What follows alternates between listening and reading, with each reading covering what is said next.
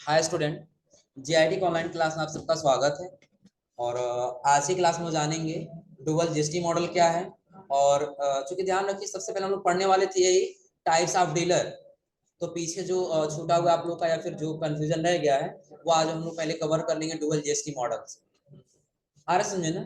सबसे पहले अगर जो पूछा जाए what is dual GST model, बस हम ये जवाब देंगे कि डुअल जीएसटी मॉडल के अनुसार दोनों गवर्नमेंट को पावर दिया गया, सेंट्रल गवर्नमेंट को और स्टेट गवर्नमेंट को, कि दोनों लोग टैक्स लगा भी सकते हैं और टैक्स कलेक्ट भी कर सकते हैं। इतना क्लियर है ना। और उसके बाद से दिया है क्या, सप्लाई।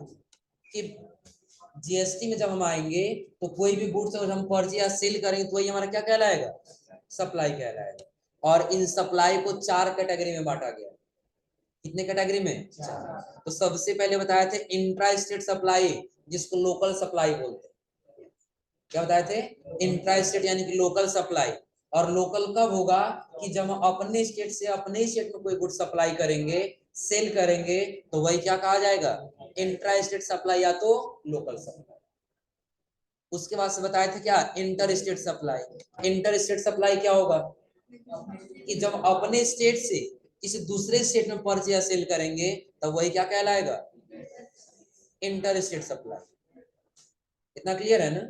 और उसका हम पढ़े थे इनवार्ड और आउटवार्ड। इनवार्ड क्या है, कि जीएसटी के अनुसार जो भी कुछ हम खरीदते हैं तो वही परचेज करने की प्रक्रिया हमारी क्या कहलाती है, इनवार्ड। और यदि हम परचेज करें, जब इनवार्ड सप्लाई होगा तो हमको आईटीसी यानी कि इनपुट टैक्स क्रेडिट प्राप्त होता है। इसका एक स्ट्रक्चर बताया था कैसे आपको प्राप्त होता है। परचेज करते समय आप अपने पास से देंगे, लेकिन सेल करते समय कस्टमर से आप रिसीव करते। इतना क्लियर है ना। और उसके बाद हम लोग पढ़े थे क्या, आउटवार्ड सप्लाई। अब जो कुछ हम परचेज किए तो इनवार्ड हुआ, और सेल करेंगे तो क्या होगा, आउटवार्ड होगा। तो परचेज करते समय आईटीसी प्राप्त हुआ है, तो सेल करते समय टैक्स लायबिलिटीज बढ़ेगा, कर्ज बढ़ेगा आपके ऊपर। इसलिए क्योंकि अगर जो आप 5 रुपए कर्ज टैक्स दिए हैं तो उसके बदले आप 6 रुपए वसूल रहे हैं, तो एक्स्ट्रा वसूल है, तो ये आपका क्या है, लायबिलिटी यानी कि कर्ज। और उसके बाद हम लोग पढ़े थे क्या, इनपुट टैक्स क्रेडिट आईटीसी क्या है। क्या पढ़े थे, आईटीसी। तो आईटीसी में हम यही बताए थे ना, कि कोई भी गुड्स अगर हम परचेज कर रहे हैं और उसके एमआरपी के साथ साथ कुछ टैक्स अमाउंट भी हम पे करते हैं, तो जो टैक्स अमाउंट पे करते हैं वही हमारे लिए क्या है, आईटीसी कहलाता है, इनपुट टैक्स क्रेडिट। जैसे एग्जांपल के तौर पे दिया है यहाँ पे, सपोज करिए कि यदि आप क्या कर रहे हैं, उदाहरण के लिए मान लीजिए कि ये तो टैक्स लायबिलिटीज है ना। पहले आईटीसी वाले देख लीजिए, यही है ना, कि कोई भी गुड्स यदि परचेज कर रहे हैं तो क्या मिलेगा आपको, हाँ, इनपुट टैक्स क्रेडिट। जैसे सपोज करिए यदि हमने गुड्स को अपने सप्लायर से परचेज किया जिसकी कीमत कितना है, 100 रुपए, और इस गुड्स पर जीएसटी कितना परसेंट है, 5% लागू है, तो टैक्स का अमाउंट कितना होगा, 5। इस प्रकार टैक्स टोटल हम अमाउंट कितना पे किए हैं, 105। तो जो 5 रुपए है वही हमारे लिए क्या होगा, आईटीसी होगा। सेम उसी प्रकार दिया है किसमें, टैक्स लायबिलिटी। लेकिन टैक्स लायबिलिटी कर्ज कब बढ़े, जब हम कोई गुड सेल करेंगे। जो कह रहा है कि जब हम कोई भी गुड्स या सर्विस सप्लाई करते हैं तो गुड्स की कीमत के साथ साथ टैक्स अमाउंट भी कलेक्ट करते हैं। आ रहा समझ में ना।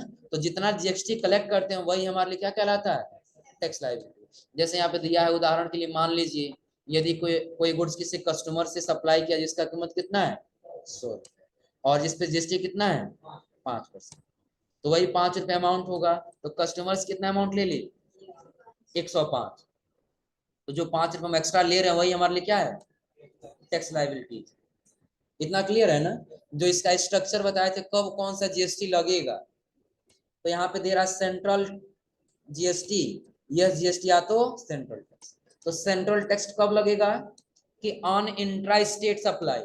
ऑन इंट्रा का मतलब क्या होगा, जब अपने स्टेट से अपने स्टेट में करेंगे तो वहां पे सेंट्रल टैक्स लगेगा। और यदि आप अपने स्टेट से अपने स्टेट में करेंगे ऑन इंट्रा तो क्या लगेगा, यानी कि अगर जो आप अपने स्टेट से अपने स्टेट में परचेज या सेल करेंगे तो 2 टैक्स अप्लाई होगा। कौन कौन सा, सेंट्रल और कह रहा ऑन इंटर स्टेट, यदि आप अपने स्टेट से बाहर अगर जो सेल करेंगे तो क्या लगेगा, इंटीग्रेटेड टैक्स। और यूटी जीएसटी कब लगेगा, जब on intra union territory supply, कि जब कोई केंद्र शासित प्रदेश अपने स्टेट में कोई गुड सेल करता है तब क्या लगेगा, यूटी जीएसटी लगेगा। इतना क्लियर है ना।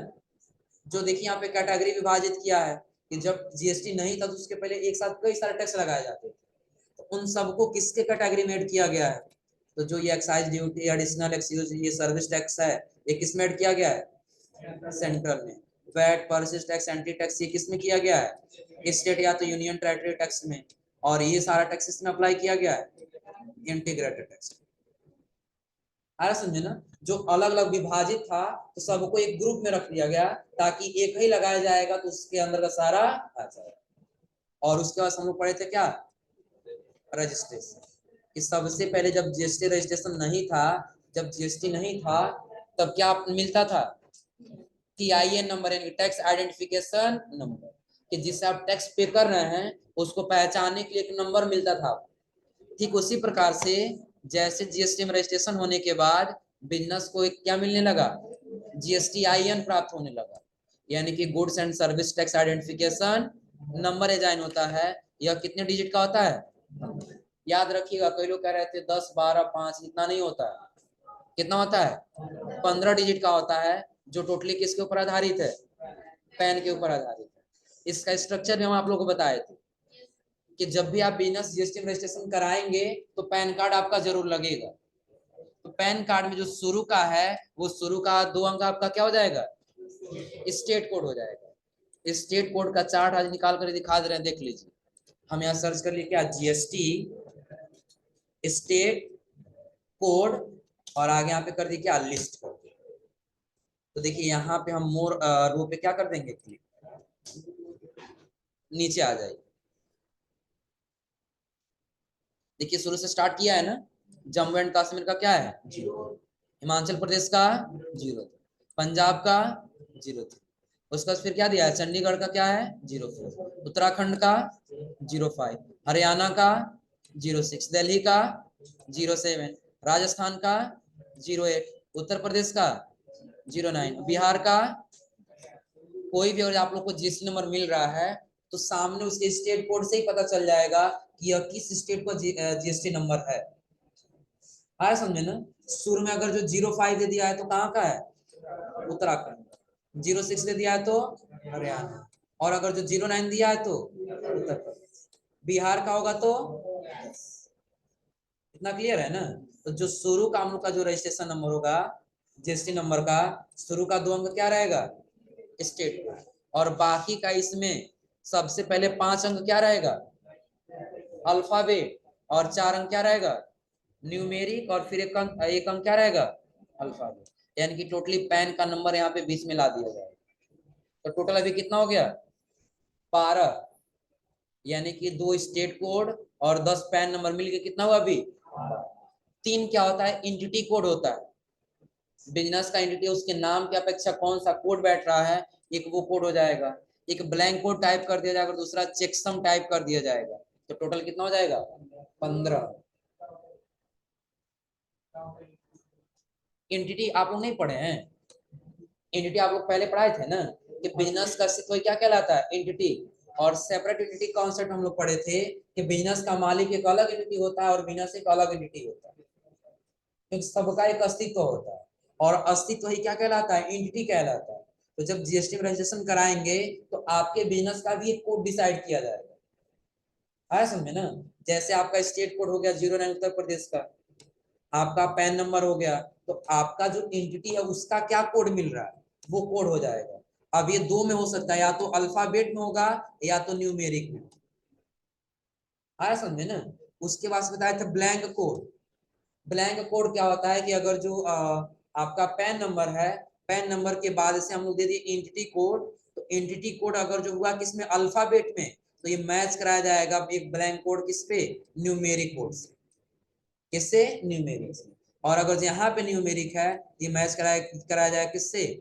अल्फाबेट से। और हाँ, और लास्ट में क्या दिया है? Checksum digit.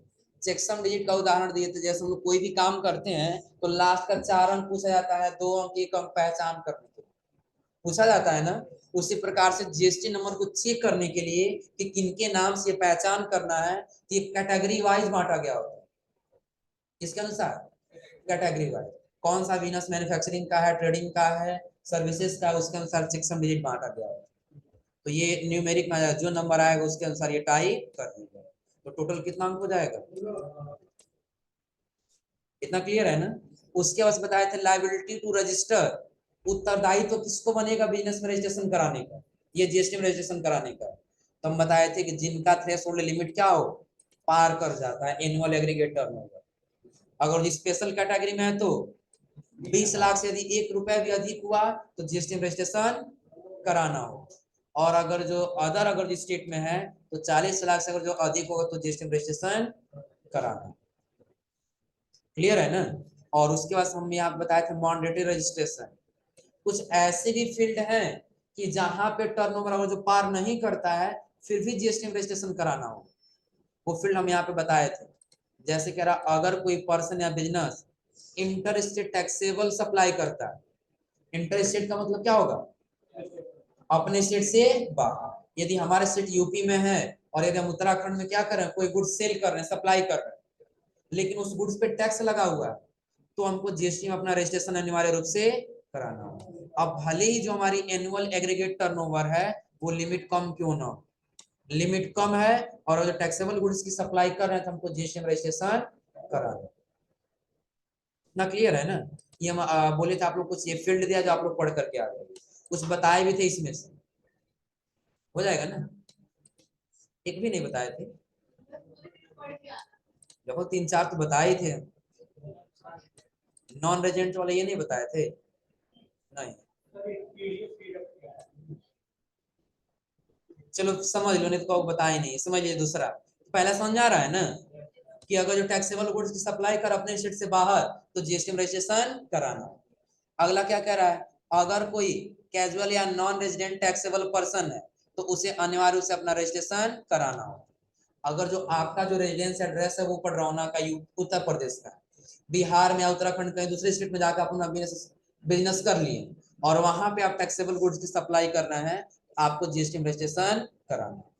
जो कह रहा है क्या, जिसकी एनुअल एग्रीगेट टर्नओवर लिमिट से कम क्यों नहीं, कि अगर जो आपका टर्नओवर लिमिट से कम है 40 लाख से या 20 लाख से, तो भी आपको जीएसटी में रजिस्ट्रेशन कराना है। और आगे कह रहा है जो बिजनेस रिवर्स चार्ज यानी कि मैकेनिज्म आरसीएम के अंतर्गत टैक्स पे करने के लिए क्या हो, लाइबल हो, उसे अनिवार्य रूप से रजिस्ट्रेशन कराना हो। कुछ ऐसे गुड्स हैं जिसपे आपको न चाहते हुए भी टैक्स क्या करना होगा, पे करना होगा। यदि आपको गुड्स की सप्लाई करें तो आपको जीएसटी में रजिस्ट्रेशन कराना। आगे क्या कह रहा है, अगर कोई एजेंट किसी टैक्सेबल पर्सन के आधार पर गुड्स या सर्विस सप्लाई करता है तो अनिवार्य रूप से रजिस्ट्रेशन कराना।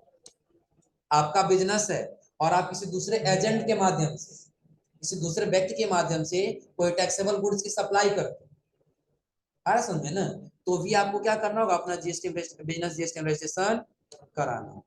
और आगे करा जो इनपुट सर्विस डिस्ट्रीब्यूटर्स का बिजनेस करते हैं उसे अनिवार्य रूप से बिजनेस कराना। अब सर्विसेज कह रहे हैं आप, अभी हम आज एक बिजनेस स्टार्ट किए हैं जो हम अपने शहर में इंटरनेट प्रोवाइड कराएंगे, आया समझे ना। एक सर्विस जब हम इनपुट लेंगे तभी तो एक तरफ से आउटपुट दे पाएंगे ना। यदि कोई सर्विस हम इनपुट कराएं, इसका डिस्ट्रीब्यूटर्स बन रहा है, तो भी हमको क्या करना होगा, रजिस्ट्रेशन कराना।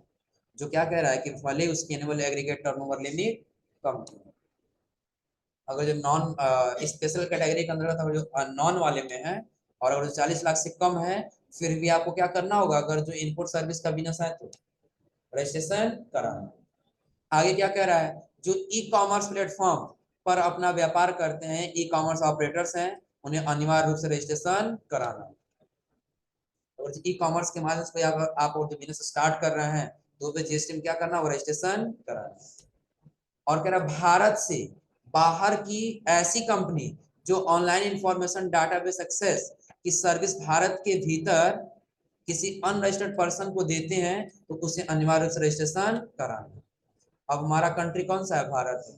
भारत के बाहर का कोई ऐसी कंपनी है, हाँ मान लो पाकिस्तान का, वहां का कोई ऐसी कंपनी है जो कोई ऐसा सर्विस प्रोवाइड करा रही है भारत, कोई एप्लीकेशन नया बनाकर लॉन्च कर रही है, जो क्या करना होगा, जिसमें आपको अपना सारा डाटाबेस इंफॉर्मेशन एक्सेस कराना होगा, तो उस समय उस बिजनेस को जीएसटी में अनिवार्य रूप से रजिस्ट्रेशन कराना।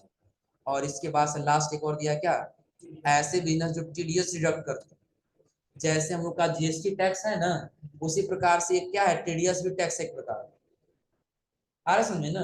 तो जो बिजनेस क्या करता है, जो टीडीएस डिडक्ट करता है, टीडीएस काटता है, तो उसको अपने बिजनेस में क्या करना होगा, अनिवार्य रूप से रजिस्ट्रेशन कराना। इतना क्लियर है ना। अब उसके बाद हम लोग का स्टार्ट होता है क्या, टाइप्स ऑफ। देखिए बिजनेस में वो जो लेन देन के आधार पे डीलर्स को जो दो भाग में बांटा नहीं जाएगा, तो बिजनेस में जब भी जीएसटी आप रिटर्न करने जाएंगे तो काफी कॉम्प्लिकेटेड हो जाएगा। आ समझे ना। क्योंकि अब आप खुद बताइए कि अगर जो जीएसटी पेमेंट हमको एक ही जगह करना है, किसके पास, गवर्नमेंट के पास। किसके पास, गवर्नमेंट के पास। आ रहा समझ में ना।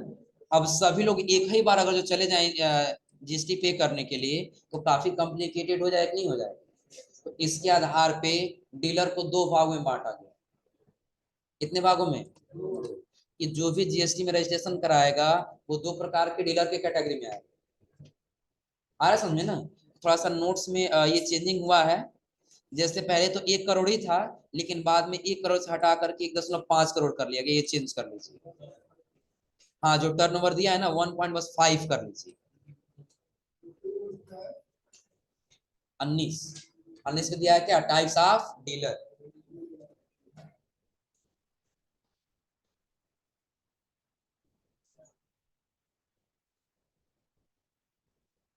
हो गया।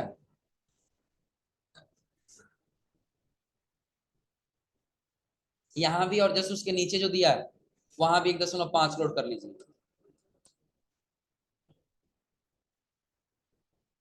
हो गया। अब चलिए ये अब हम लोग समझ लेते हैं टाइप्स ऑफ डीलर क्या है। जैसे देखिए कह रहा है, डीलर को एनुअल एग्रीगेट टर्नओवर के आधार पर निम्नलिखित दो भागों में बांटा गया। क्योंकि अभी हम लोगों ने ये पढ़ा है कि अगर जो टर्नओवर 40 लाख से अधिक हो रहा है तो जीएसटी में रजिस्ट्रेशन कराना हो। 40 लाख से जो पार कर जाता है तो जीएसटी में रजिस्ट्रेशन कराना हो। लेकिन जब आगे बढ़ेंगे तो आगे आपको दो कैटेगरी में बांटा जाएगा उसी जीएसटी नंबर को। कौन कौन सा, तो पहला रेगुलर और दूसरा कंपोजिशन। टाइप्स ऑफ डीलर यानी कि डीलर को कितने भागों में बांटा गया है, पहला रेगुलर और दूसरा कंपोजिशन। काफी बच्चे पूछने पे ये जवाब देते हैं कि जो रेगुलर यानी कि डेली का डेली जो ट्रांजेक्शन करे वो रेगुलर है, और जो कभी कभी ट्रांजेक्शन करे वो क्या है, कंपोजिशन। तो आप लोग भी ऐसा जवाब मत दीजिए कि जो डेली पढ़ने आता है वो तो रेगुलर हो जाते हैं, और जो कभी कभी आते हैं तो प्राइवेट कैटेगरी में चले जाते हैं, तो वो चले जाएंगे कंपोजिशन। ऐसा नहीं। आया समझे ना। अब दोनों को अलग कैटेगरी है कि अगर जो जिसका टर्नओवर 1.5 करोड़ से अधिक है एक साल में, अगर जो 1.5 करोड़ से अधिक का लेन देन कर लेता है तो उसको किस स्कीम में रहना होगा, रेगुलर स्कीम में। और अगर जो 1.5 करोड़ से कम है तो उसको किस स्कीम में रहना होगा, कंपोजिशन। इतना क्लियर है ना। जो देखिए कह रहे हैं यहाँ पे कि रेगुलर डीलर ऐसे डीलर जिनका एनुअल एग्रीगेट टर्नओवर 1.5 करोड़ रुपए से क्या है, ज्यादा है, उन्हें अनिवार्य रूप से अपना रजिस्ट्रेशन जीएसटी की रेगुलर स्कीम में कराना। तो जिनका टर्नओवर 1.5 करोड़ से अधिक है उनको अनिवार्य रूप से किस स्कीम में रहना होगा, रेगुलर स्कीम में रहना होगा। और आगे कह रहा है, ऐसे डीलर्स को अपना टैक्स या तो मंथली या तो क्वार्टरली जमा करना होता है। कि जो भी रेगुलर डीलर में आएंगे वो अगर जो टैक्स रिटर्न जीएसटी रिटर्न करने जाएंगे तो जीएसटी रिटर्न कब करेंगे, या तो मंथली या तो क्वार्टरली। क्या ये तो पता है ना, जो 3 मंथ में एक बार। और आगे कह रहा है, ऐसे डीलर्स को टैक्स कैलकुलेट करने के लिए निम्नलिखित फार्मूले का प्रयोग करना होता है। जैसे एक छोटा सा यहाँ पे स्कीम दे दिया है कि अगर जो 1 जनवरी 2021 से QRMP स्कीम के अंतर्गत, यानी कि क्या दिया है, क्वार्टर रिटर्न भी फाइल कर सकते हैं। कि अगर जो 1 जनवरी 2021 से करना चाहते हैं तो भी आप अपना रिटर्न फाइल कर सकते हैं। जैसे इसका फार्मूला क्या दिया है, दे रहा है जीएसटी पेएबल बराबर tax liability minus input tax credit. जो बचेगा वही क्या होगा, जीएसटी पेएबल अमाउंट होगा। जैसा हम आप लोग को बताए थे कि अगर जो कोई भी गुड्स हम परचेज करते हैं, क्या करते हैं, परचेज करते हैं, तो परचेज किए अगर हम 100 रुपए का, तो हम 5% टैक्स दे देते, कितना रुपया हो गया, 5। तो ये 5 रुपया हमारे लिए क्या है, फिर टैक्स लायबिलिटीज कह रहा है। आईटीसी है ना, क्योंकि परचेस करते समय जो टैक्स हम देंगे वो आईटीसी है, और सेल करते समय जो टैक्स कलेक्ट करेंगे वो हमारा क्या है, टैक्स लायबिलिटीज है। तो हम परचेस करते समय जो टैक्स दे रहे हैं वो हमारा क्या है, आईटीसी। 100 रुपए हम परचेज किए और सेल कर दिए 120 रुपए में, कितने में, 120। तो इसका भी 5% जीएसटी कितना हो गया, 6 रुपए। तो ये 6 रुपए हमारे हमारा क्या है, टैक्स लायबिलिटी है। तो हमको जीएसटी पेमेंट कितना करना होगा, तो हम पहले ही बताएं कि आईटीसी 5 रुपए आपको बाद में मिल जाए। कैसे मिलेगा, अगर जो आप अपने पास से किसी दूसरे व्यक्ति को 10 रुपया दे रहे हैं और दूसरे किसी से अगर आप 12 रुपया ले रहे हैं, तो आप अपना 10 रुपया रख के 2 रुपया देंगे ना, 10 रुपया रख के 2 रुपया देंगे ना। वही यही हम कर रहे हैं कि पहले हम 5 रुपया अपने पास से टैक्स दे दिए थे, लेकिन जब अपने कस्टमर से ले लिए 6 रुपए, तो टैक्स लाइबिलिटी को क्या करेंगे, माइनस कर देंगे, किससे, आईटीसी से। यही है ना।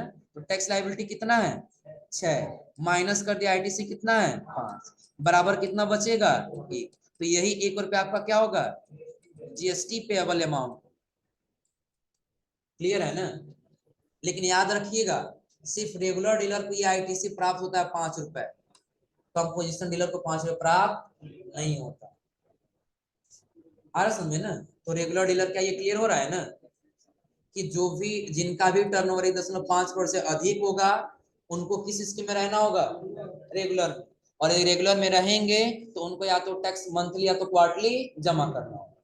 इतना क्लियर है ना। और एक कौन सा अमाउंट जमा करेंगे, तो जब टैक्स लाइबिलिटीज में से आईटीसी को माइनस करेंगे तो जो अमाउंट बच जाएगा वही क्या होगा, जीएसटी पेएबल अमाउंट होगा। इतना क्लियर है ना। तो ये आज आप लोग यहाँ तक पढ़ करके आइए लोग, और अगली क्लास में आपको ये कंपोजिशन डीलर बताएंगे और नीचे इन दोनों में कंपैरिजन करके बताएंगे क्या डिफरेंट है। क्लियर है ना। उसके बाद हम लोग पढ़ेंगे इनवाइसिंग, और इनवाइसिंग के बाद से वही एचएसएन कोड, और एचएसएन कोड के बाद से जीएसटी रिटर्न, और रिटर्न के बाद फिर हम लोग आ जाएंगे टैली पर, टैली सॉफ्टवेयर पर। तो आज आप लोग यहाँ तक पढ़ करके आइए लोग।